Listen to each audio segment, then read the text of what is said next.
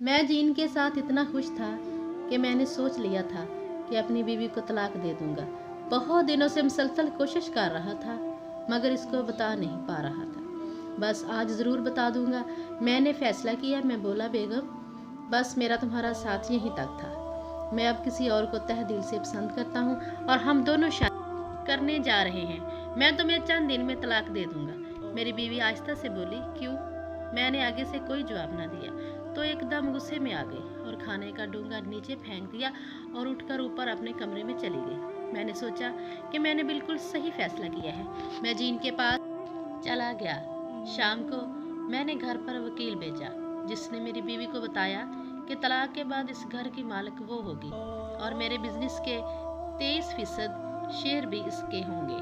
मेरे वकील ने फ़ोन करके बताया कि आपकी बीवी ने सब लेने से इनकार कर दिया। मुझे कुछ समझ ना आई। रात को मैं घर लौटा तो देखा कि मेरी बीवी कंप्यूटर टेबल पर बैठी कुछ लिख रही थी। मैंने ध्यान ना दिया और जीन के बारे में सोचता हुआ सो गया। सुबह उठा तो मेरी हैरत की इंतहा न रही। देखा कि मेरी बीवी अभी तक टेबल पर बैठी कुछ लिख रही थी। मैं पास गया और पूछा कि क्या कर रही हो? बोली कि आप मुझे तलाक दे दें मगर मेरी 2 शर्तें आपको माननी पड़ेंगी। मेरा दिल पिघल गया। मैंने बोला, ओके, प्रॉमिस।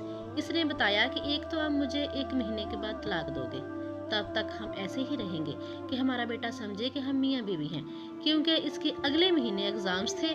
दूसरा, आप रोज सुबह मुझे कमरे से इस तरह उठाकर नाश्ते की मेज पर लेकर जाओगे जैसे शादी के पहले दिन लेकर आए थे। पूरा 1 महीना।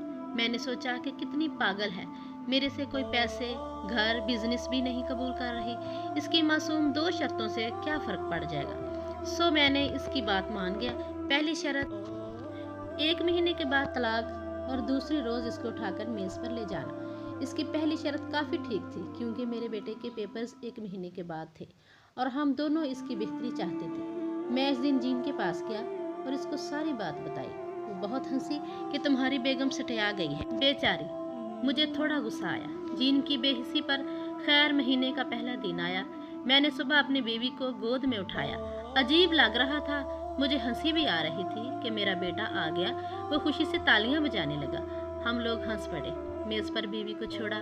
सब ने नाश्ता किया और बेटा स्कूल चला गया। मैं अपने ऑफिस और बेगम अपने दफ्तर। कुछ न बदला। मैं इसी तरह शाम को जीन के साथ था। रोज सुबह इसी तरह बस एक बार बेगम को गोद में उठाकर टेबल पर छोड़ देता और इससे मेरा बेटा बहुत खुश हुआ करता था।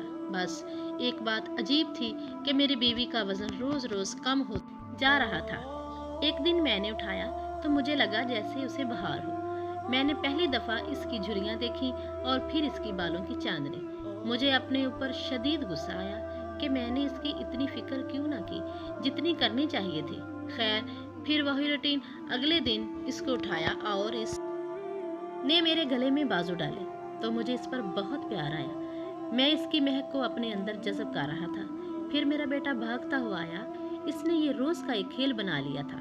सुबह भाग कर आ जाता था और कहता था, पापा मामा को उठाओ ना। फिर नाचता रहता था। मेरी हर सुबह पहले की सुबह से बेहतर होने लगी। आखिरी दिन आन पहुंचा। मैंने अपनी बीवी को उठाया और नाश्ते की मेज पर उतार दिया। इसने कपड़े सही किए और नाश्ता करने लगी। मेरा बेटा इसी तरह हंस खेल रहा था और वो इसे नाश्ता करा रही थी।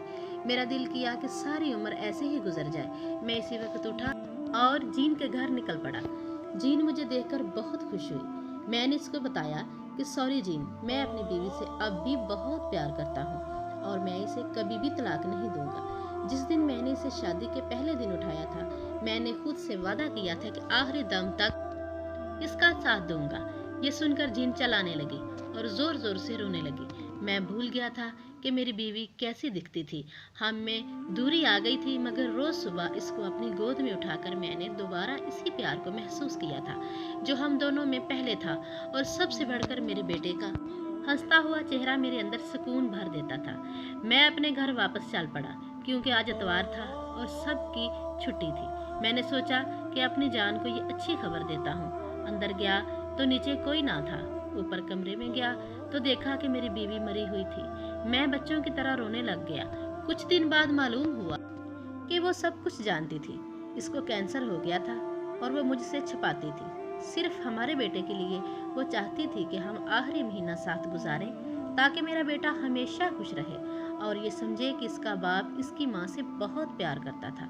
वो सिर्फ हमारे बेटे की खुशी की खातिर सुबह गोद में उठाने का बोलती थी। आज मेरा बेटा बड़ा हो चुका है और बेहद कामयाब है। वो यही जानता है कि इसके माँ बाप में बहुत मोहब्बत थी। अपनी बीवी का यह एहसान मैं कभी नहीं चुका सकता। वो मुझे बहुत याद आती है। मकान, गाड़ी, कपड़े, जूते सब मामूली चीजें हैं। रिश्तों की कदर और कीमत इन सब से कहीं ज्यादा है। मकान, पैसा सिर्फ खुशी तब देते हैं जब इनको शेयर करने के लिए घर वाले साथ हों। ये बजाते खुद सिर्फ एक पुरमसरत जिंदगी का जरिया है। खुशियाँ इनसे मिलती हैं क्योंकि ये हमारी ज़िंदगी को आसान बनाते हैं, लेकिन सिर्फ इन चीज़ों के साथ खुशी को मंसूब करना बेवकूफ़ी की इंतहा है। दोस्तों, अगर हमारी वीडियो अच्छी लगी है तो इसे लाइक कर दें और इस तरह की मज़ीद अखलाकी सबक-आमूज़ और मोरल स्टोरीज़ रोज़ाना देखने के लिए वीडियो के नीचे आपको सब्सक्राइब बटन नज़र आ रहा होगा, इसे प्रेस कर दें। साथ मौजूद बेल आइकन को प्रेस करके ऑल पर क्लिक कर दें ताकि हमारी तमाम वीडियोज़ आप तक सबसे पहले पहुँच सकें। शुक्रिया।